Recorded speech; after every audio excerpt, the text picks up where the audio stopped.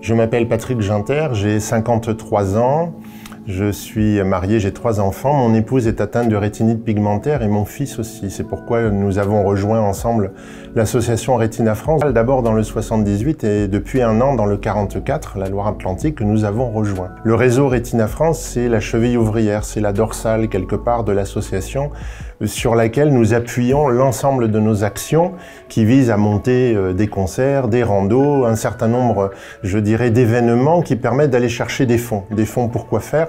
Pour apporter de l'espoir à tous ceux que l'on aime et surtout regarder le futur en se disant qu'ensemble, nous pouvons vaincre les maladies de la vue. Pourquoi avoir intégré le réseau des correspondants Retina? J'ai intégré le réseau des correspondants Retina il y a une quinzaine d'années à peu près, lorsque nous avons effectivement diagnostiqué la maladie de notre fils à l'hôpital Necker. Et le premier réflexe que nous avons eu avec mon épouse, c'était de se dire « il faut se battre ». Il ne faut pas rester seul, il faut se battre ensemble. Et quoi de mieux que de rejoindre un réseau dans lequel un certain nombre de personnes touchées par la maladie ou qui ont envie de se battre comme nous pour un proche, ou envie de faire avancer la science, ou envie de faire avancer la médecine, la recherche, pour trouver des solutions. Le réseau Retina, c'est ça. Ce sont des hommes et des femmes, des familles, qui se battent ensemble pour monter des actions, pour rechercher des financements pour la recherche, pour apporter de l'espoir et surtout pour le plaisir de donner et de construire des choses ensemble. Quelles ont été vos premières démarches? Quand j'ai rejoint le réseau de correspondants, je me suis mis tout simplement à la place de nos adhérents et je me suis posé des questions essentielles. De quoi j'ai besoin pour avancer? De quoi j'ai besoin pour me battre?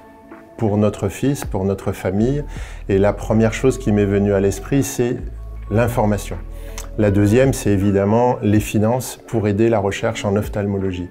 Et donc, logiquement, j'ai regardé ce que je savais faire, l'organisation, fédérer des personnes autour d'un projet. Et donc, j'ai monté rapidement un colloque médical, notamment avec le docteur Isabelle Odo des 15-20, qui est venu sur plaisir que nous habitions dans les Yvelines. Et la deuxième chose, c'est l'organisation culturelle, parce qu'on est des musiciens dans la famille, donc on a monté un concert avec les chorales de la ville.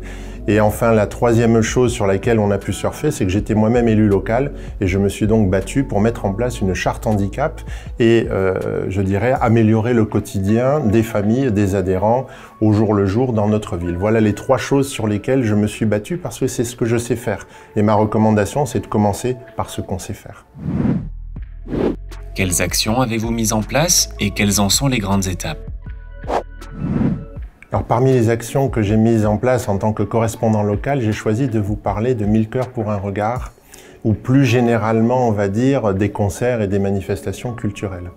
La musique, ça parle au cœur, ça parle à l'âme. C'est important de pouvoir fédérer autour d'un message qui n'a pas besoin de mots pour passer. Donc la musique, c'est ce qui nous a plu. Du coup, on a contacté des chorales sur plaisir, tout simplement, pour présenter Retina, pour proposer ce projet 1 an à l'avance, de manière à ce qu'ils aient le temps de peaufiner leur programme, de faire leurs répétitions. Nous avons contacté la mairie et l'église pour avoir une salle pour se faire, et puis quelques bénévoles autour de nous, principalement des amis, tout simplement, pour dire voilà, on va tracter, on va mettre de la communication sur Internet, dans les boîtes aux lettres, pour essayer de faire venir du monde. Le premier concert s'est passé avec une billetterie, on avait 200 personnes. Le deuxième concert, 2 ans plus tard, on l'a fait plutôt au chapeau. C'est beaucoup plus convivial, ça marche mieux. Et finalement, autant le premier, on a récolté 500 €, autant le deuxième, on a récolté 1500 € pour le même concert qui a duré 1 heure et demie avec les mêmes chorales. Donc moi, mon conseil, c'est contacter les chorales, contacter la mairie ou l'église, trouver une salle, entourez-vous de quelques amis et ça va aller tout seul. Que vous ont apporté ces manifestations?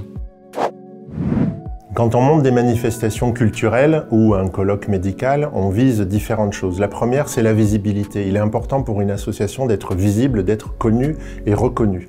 La deuxième, c'est effectivement, quitte à se faire connaître, autant aller récolter des fonds. Et je dirais, l'ADN de Retina, c'est effectivement de récolter des fonds pour financer la recherche en ophtalmologie. Donc ce sont ces 2 buts que nous avons recherchés et atteints au travers de nos manifestations. Un message à celles et ceux qui seraient tentés d'intégrer le réseau des correspondants? Alors mon message pour les nouveaux bénévoles, adhérents ou tous ceux qui hésitent, c'est allez-y. Allez-y, vous allez voir que le plaisir de donner, déjà, il est extraordinaire. Apporter de l'espoir aux autres et à ceux qu'on aime, c'est quand même quelque chose d'essentiel dans la vie. Et puis surtout, on sait tous faire quelque chose. Une randonnée, un concert, un colloque, ou tout simplement apporter un coup de main auprès des autres adhérents ou correspondants. Ça peut être aussi de vouloir passer l'information, de gérer un site internet. Allez-y, vous avez forcément des talents, apportez-les, ils sont précieux.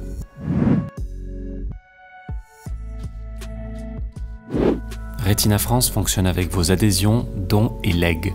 Pour soutenir l'association, rendez-vous sur retina.fr.